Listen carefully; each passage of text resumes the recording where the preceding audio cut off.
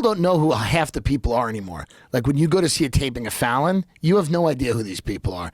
Somebody comes out and it's like, give it up. And you're like, okay. They're like, you know. Do they have a say at all in who goes on those shows, you think? The audiences? Yeah, like Seth Meyers, does he have a say? Interesting. I don't know. That's a whole area of comedy I know very little about. Like, I don't know how the guest selection process. Could you imagine, though, doing your show if somebody chose your guests? Yeah. That, to me, sounds like hell. It would be crazy. Well, it sounds like a totally different thing. It's not that you wouldn't get great guests. You'd probably get a lot of really interesting conversations, but not being able... Like, it's one of the beautiful things about podcasts. You get to pick who you're talking to. Yeah. Well, it's like they wanted me for Hot Ones once, and then they go, we got someone else. And I was like, oh. Like because I was like very down the list. Like everyone else had canceled, they couldn't get anyone. And then they go, "Well, you do Hot Ones." I go, "Yeah." And then they go, "We got someone else." And I'm like, "Oh." When was this? How long ago was this? Probably like I don't know, like a year ago or something. Oh wow! But it was just one of those things where you realize, like you're like, oh, "Okay, I got it," because they'll get they get somebody from White Lotus. Would you do it now? Probably. You don't feel upset that they canceled on you? It was a little fucked up, but I'll still do it.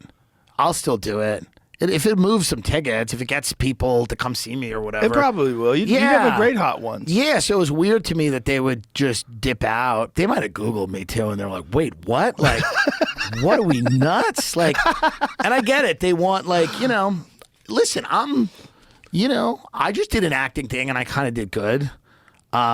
In it, I had 3 lines, and during it, the director said to me, he goes, I'm kind of at my wit's end with you. I don't know why you're doing the wrong thing.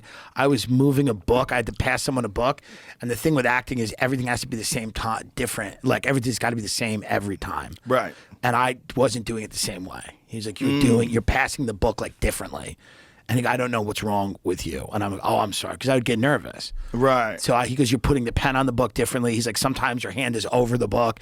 He goes, sometimes you take 2 fingers and push it like that. He goes, what is what's wrong with you? So, but I think by the end, we did about 17 takes. And by the end, I think it was good. By the end, did you decide to never act again? Well, by the end, he was like, you did a really good job. And I was like, thank you so much. And did you believe him? I haven't been back to set since. Yeah. No, but I think I did good. It's fine. Or, I think I did well. Okay. This acting stuff. I think I did great. But he was he seemed upset. I can't wait to watch it now. Yeah. Because that's all I'm going to think about. Edit it out. But I think I did really well. And I think during it, the director seemed very upset. And the other actors seemed a little mad, but they were nice. That's good. They were really nice. But so I don't know. We'll see. CAA was like, that might open up some more doors. I go, oh, I don't know. Open up some more doors.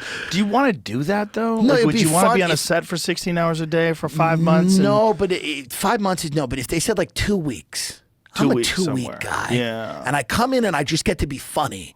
I shouldn't carry this unless like it's all about me and I'm involved in the but like if they bring me into a thing where they go, you can kind of be like you and be funny, but that wasn't this. This was like a different, but like if I was like, yeah, but I wouldn't want to do it for 5 months, but like, a couple of months, like if, it would depend on, if it was something where I felt like I feel good at podcasting. I feel good at stand-up because I really worked at those things. I feel like I could be funny, but, it would have to be a real specific thing.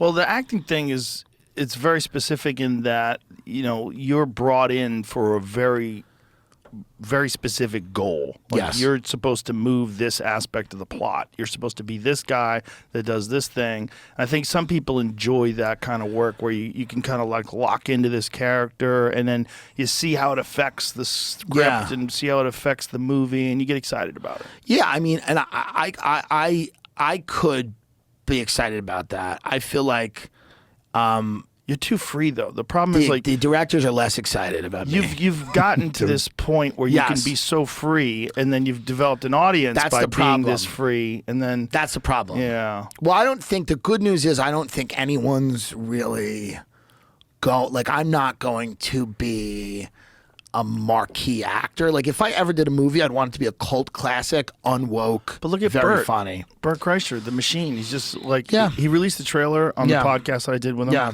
But that's him. After he released something like that I could do because it's like his story. Yeah, that's what I'm talking about. You as a corrupt mortgage guy. Yeah, something like that. Something like that. Yeah. That you could do. That I could do. Like you could do your story. That I could do. Yeah. Yeah. I mean, selling subprime mortgages. It would have to be that. It couldn't be. I'm not going to come into like a role. But it would have to be like far enough from 2008 where people aren't mad at you anymore. Right. Well, I think I think I've done a great job rehabilitating the image of subprime mortgage salespeople. That's one of the things I believe I've done. I think I've kind of, because the borrowers were criminals too also.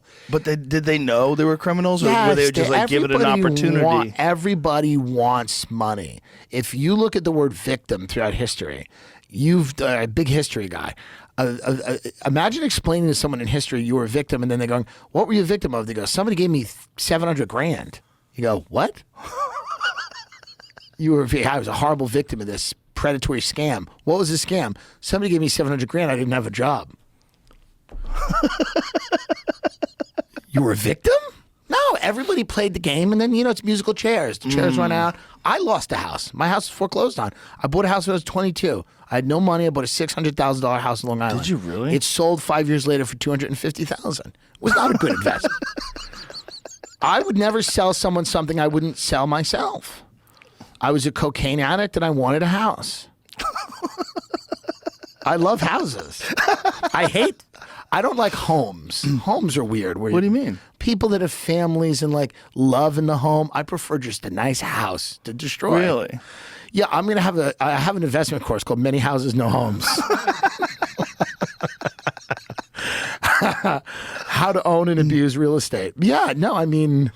Yeah, and then I lost a house too, and I bounced back. I moved into some dump, and I did stand-up for 8 years. You're lucky you're funny. And the best years of my life were spent doing stand-up, and eating pizza in New York, and then, and then I came and I did your show, and things were okay. So it's going to be fine. Thank you very much. Thank you. I appreciate it, brother.